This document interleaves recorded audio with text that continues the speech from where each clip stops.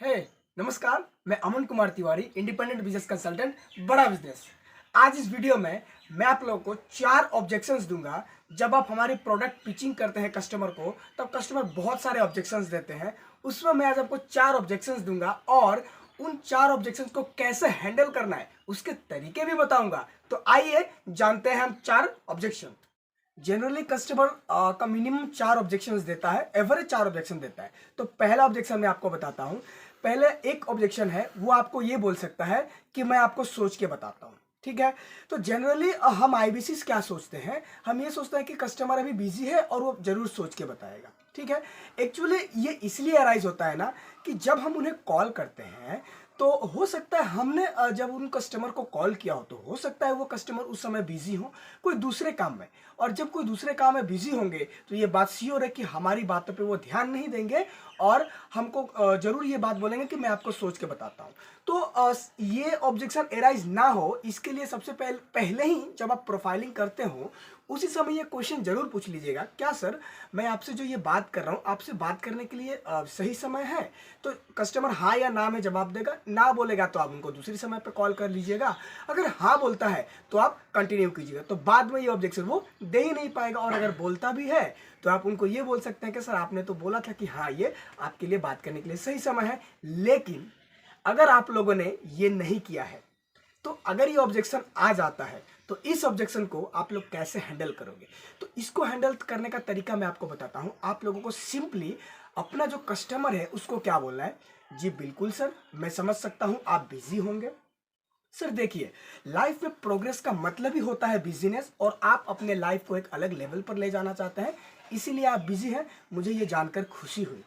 लेकिन सर देखिए, अगर आप अभी सोचते हैं, इनफैक्ट अगर हम और आप दोनों मिलकर इस आईबीसी मॉडल के बारे में सोचते हैं, इस बीसीपी मॉडल के बारे में सोचते हैं, तो इससे फायदा ये होगा कि आपकी जो भी मतलब जो भी क्वेरी रहेगी वो अभी के अभी रिजॉल्व हो जाएगी। साथ में आपकी जो अंडरस्टैंडिंग है वो अंडरस्टैंडिंग और डीप हो जाएगी, और आपके और कुछ कुछ सवाल होंगे, वो सवालों के जवाब मैं आपको अभी के अभी क्लियर कर दूंगा।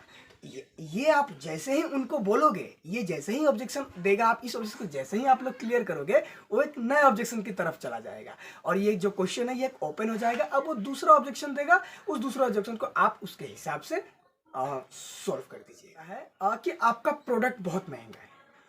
तो एक्चुअली ये ऑब्जेक्शन इसलिए अराइज होता है ना कि जब हम लोग कस्टमर को आईवीसी के बारे में पिचिंग करते हो या फिर कोई भी बीसीपी के बारे में पिच करते हो, तो हमने जो हमारा जो प्रोडक्ट है उसका क्वांटिफिकेशन ऑफ वैल्यू प्रोपोजिशन, यानी हमने प्रोडक्ट का जो वैल्यू हमने उनके पास सही तरीके से नहीं रखा, हमने प्रोडक्ट का वैल्यू क्रिएट नहीं किया, जिसके कारण ये ऑब्जेक्शन जो है वो आता है। लेकिन अगर आपने ये नहीं किया, जिसने ये क्वांटिफिकेशन ऑफ वैल्यू प्रोपोजिशन सही से किया उसको ये ऑब्जेक्शन आएगा नहीं। लेकिन अगर मान लीजिए आप लोगों ने नहीं किया और कस्टमर अगर ये ऑब्जेक्शन दे देता है, तो आप लोगों को क्या करना है, आप लोगों को सिंपली कस्टमर को ये बोलना है, जी बिल्कुल सर मैं आपके साथ एग्री करता हूं, आप सही बोल रहे हैं, लेकिन सर आप ये सोचिए कि मान लीजिए आज आप आईबीसी बन जाते हो। ठीक है। आप जब आईबीसी बनोगे सर, तो आपकी कुछ एक्सपेक्टेशन होगी, कस्टमर से पूछ लीजिएगा कि सर आप कितना उम्मीद कर रहे हो, आप हर मंथ कितना कमाना चाहते हो। तो जरूर वो जो कस्टमर है वो कुछ ना कुछ अमाउंट बोलेगा, 10,000, 20,000, 50,000, 30,000। आप वो जो कस्टमर है उनसे श्योर करवा लीजिएगा, सर आप श्योर हैं? तो हाँ वो बोलेगा हाँ मैं श्योर हूँ। तब आप ये बताइएगा उनको कि सर आप श्योर, अब ये जो अमाउंट आप कमाना चाहते हैं सर, ये कितने दिनों के लिए कमाना चाहते हैं? तो जरूर ये कस्टमर बोलेगा कि क्योंकि सर मैं आईबीसी पूरे लाइफ टाइम के लिए जुड़ना चाहता हूं, तो मैं लाइफ टाइम ये अर्निंग करना चाहूंगा। अब आपको ये बोला है, सर अब आप खुद बताइए कि ये प्राइस क्या महंगा है? तो अब उसके पास नहीं रहेगा। लेकिन इन केस देखिए, अगर बीसीपी में कोई ऑब्जेक्शन आता है, ये मैंने आईबीसी के लिए बता दिया, अगर बीसीपी में भी कोई ऑब्जेक्शन आता है तो आपको क्या करना है, जो प्राइस है ना उसको पर डे हिसाब से तोड़ दीजिएगा। जैसे बीसीपी का हमारा प्राइस होता है 44,900। कोई कस्टमर बोला भाई आपका ये जो प्रोडक्ट है ये बहुत महंगा है, तो आपको सिंपली क्या करना है, क्योंकि हमारा जो बीसीपी है सर वो 2 साल का प्रोग्राम है, और सर क्योंकि देखिए आजकल नर्सरी एलकेजी यूकेजी के बच्चे की भी फीस जो है वो 3,000 से 4,000 रुपये आता है। आपको ऐसे बोलना है अपने कस्टमर को कि जो नर्सरी का जो फीस है सर वो भी 3-4 हज़ार रुपये पर मंथ आ जाता है। लेकिन सर देखिए, आप अगर ये बीसीपी लेते हैं तो आपको 2 साल के लिए मिलेगा, साथ में आपको पर्सनल बिजनेस कोच भी मिलेगा, जो कि सर आप अगर एक बिजनेस कोच को हायर करना चाहते हैं तो भी आपको 2 लाख से 3 लाख पर मंथ देना पड़ेगा। यहाँ पे आपको हम बिजनेस कोच 2 साल के लिए, साथ में 70 से ज्यादा बिलियनियर प्रोफेसर की लर्निंग 2 साल के लिए, यानी 730 दिन के लिए प्रोवाइड करवा रहे हैं। और जब आप इसे सर डिवाइड करेंगे तो 30 से 35 रुपया प्रतिदिन, यानी 30 से 35 रुपया आपने एक दिन के खर्चे में आपने बिलियनियर प्रोफेसर से, जैसे आचार्य बालकृष्ण, रितेश अग्रवाल, इन सभी से लर्निंग ले रहे हैं। इनफैक्ट यहाँ तो हमारे सर क्लास 7-8 जो कि नॉर्मल एक टीचर होते हैं वो सिखाते हैं, फिर भी 3-4 हज़ार रुपये पर महीने ले जाता है। यहाँ तो सर आपका 900 से 1200 रुपये में आपको पर महीने सिखाया जा रहा है, वो भी सर बिलियनियर प्रोफेसर की लर्निंग। तो आप खुद बताइए सर, ये प्रोडक्ट महंगा है या सस्ता? अब देखिए, तीसरा ऑब्जेक्शन कस्टमर ये दे सकता है कि मैं घर में पूछ के बताता हूँ। जनरली ये जो ऑब्जेक्शन इसलिए अराइज होता है क्योंकि हमने मैन थ्योरी पे काम ना किया हो। MAN, M का मतलब मनी, A का मतलब अथॉरिटी और N का मतलब नीड।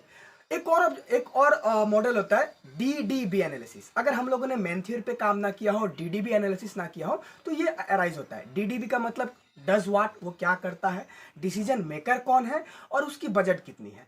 तो आपको क्या करना है कि सबसे पहले, क्योंकि कस्टमर तो देखिए, अगर कस्टमर को नीड ना हो तो हम लोग उसका नीड जनरेट कर सकते हैं, और जैसे ही उसका नीड जनरेट होगा वो पैसा कहीं ना कहीं से ला लेगा।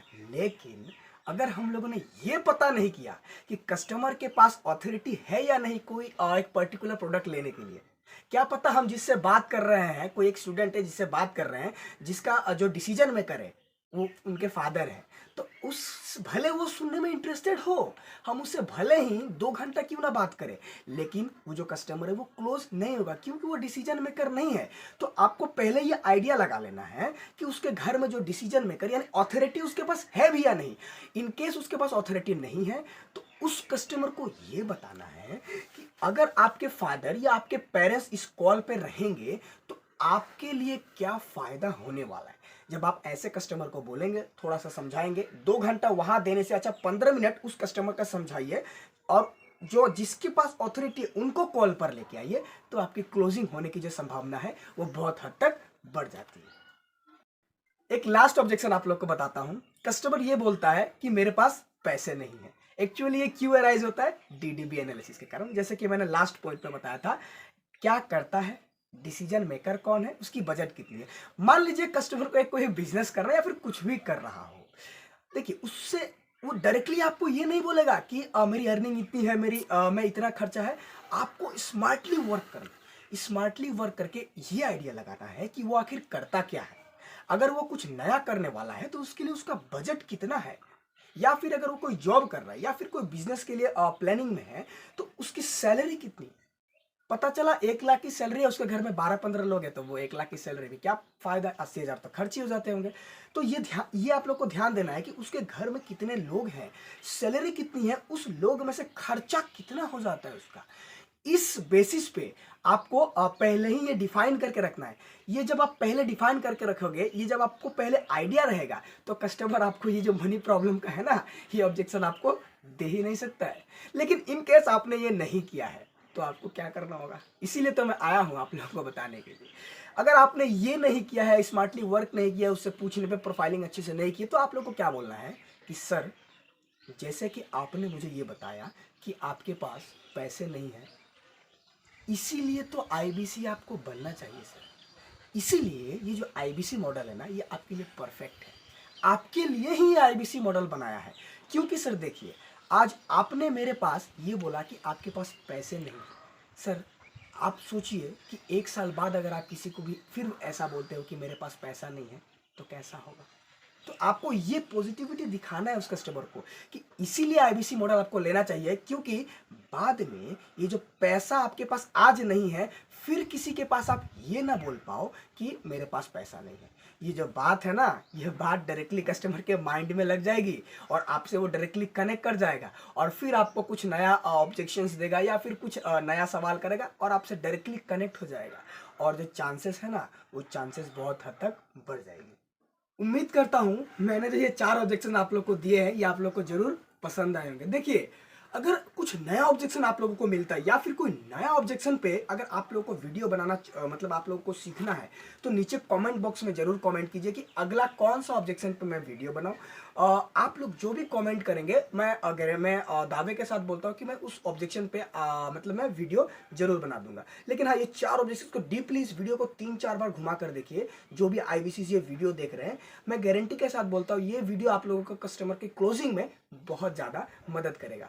तो ये वीडियो पूरा देखने के लिए, आप लोगों का ढेर सारा प्यार देने के लिए और कमेंट बॉक्स में नए ऑब्जेक्शंस के लिए कमेंट करने के लिए आप लोगों का तहे दिल से बहुत